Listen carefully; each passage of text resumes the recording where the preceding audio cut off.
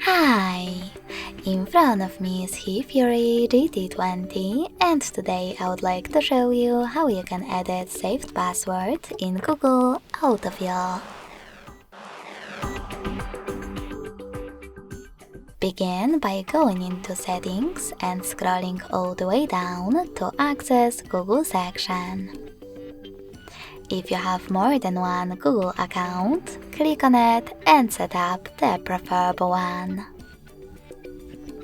Then click on Autofill, Autofill with Google, and Passwords. Now tap on one of your passwords that you wish to edit, in my case Facebook one. Enter your current login method and tap on Edit button. Now make your changes.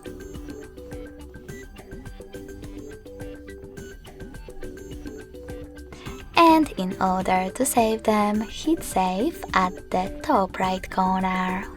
So when I do that, as you can see, my password was successfully changed. Thanks so much for watching. If you enjoyed this video, don't forget to leave a like, comment and subscribe. Bye!